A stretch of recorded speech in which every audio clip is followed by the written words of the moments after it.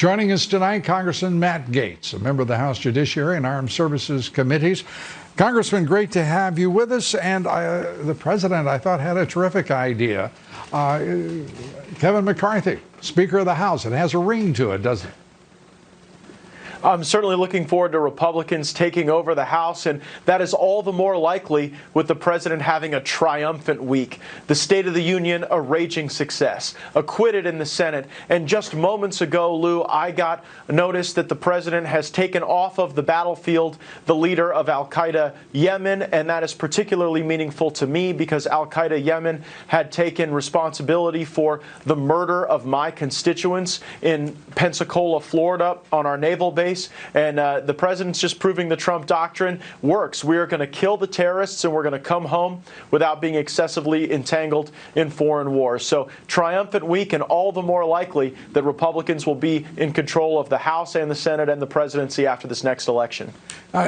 You today filed ethics charges against Pelosi. What is the likelihood that her aberrant behavior as Speaker for the entire Assembly at the State of the Union will be indeed significant enough to result in consequences? It should result in consequences. Nancy Pelosi disgraced the House of Representatives. She embarrassed our country. All of the world was watching as she had her petulant, childlike behavior of ripping up an official record of the House submitted as an original under the signature or over the signature of the President of the United States. Now, the Ethics Committee is a bipartisan committee, so it requires both Republicans and Democrats to institute consequence, and I don't suspect any Democrats will turn against Pelosi. But this is important for precedent value because you'll remember when Joe Wilson correctly said that Barack Obama was lying about the fact that illegal aliens, in fact, are eligible for Obamacare. Oh, the Democrats wanted to censure him and rain all kind of consequence on him, but when it is their own speaker embarrassing our institution and embarrassing our country, they don't want to get off their duff. Well, off their duffs, and here we are at the pivotal moment.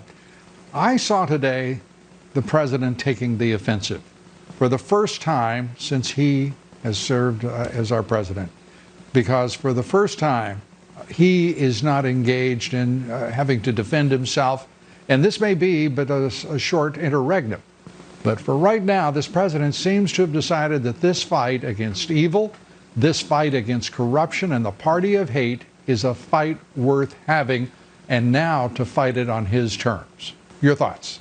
And it is a fight that cannot end, Lou. Just because the president has been acquitted does not mean that there were not people engaging in corrupt acts as a part of the left's political movement. And so it is my hope that Chairman Lindsey Graham, who I'm with down here in Palm Beach this evening, will continue his work in the Senate Judiciary Committee to bring forward the whistleblower, to find out the extent to which the deep state is continuing efforts against the president. Remember, they're not going to stop. They didn't stop after Mueller, after that was a nightmare, and I don't think they're going to stop now, which is why we have to continue that offensive you just referenced. You know, it's interesting. Senator Graham, who you mentioned there, is continuing the fight. This is the same chairman of the Judiciary who said he was going to investigate the investigators, who said he was going to investigate the corruption of the party of hate.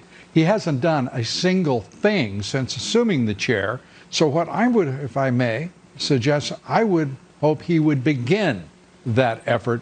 To continue what he's done would be to be just more of nothing.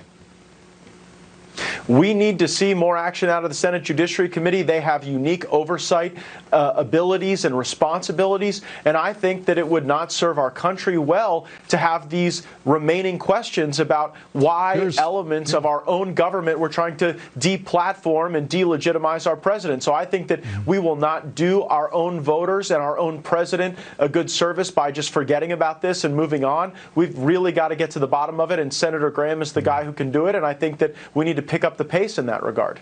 The axiom that you get what you accept.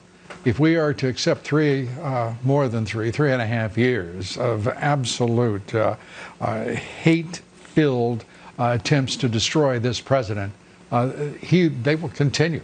Pelosi, Schumer, the whole ragged bunch will continue, and it has to come to a stop.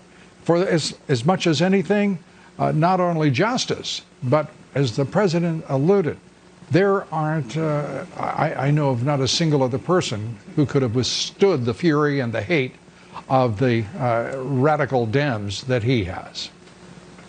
Well, that's why we love our president. Even though he undertakes just a tremendous amount of incoming, it only intensifies our support for him. And by the way, last week in Iowa, President Trump enjoyed record turnout from Republicans in similarly situated circumstances. It shows that this impeachment has backfired on Democrats, and it has Republicans and other Democrats and independents who support the president even more encouraged to get out and see 4 more years of the rising wages, low unemployment, the GDP growth, and all of the great work this president is doing to ensure that we are in a renewed American spirit. What should be the consequences for Mitt Romney and his perfidy, his betrayal?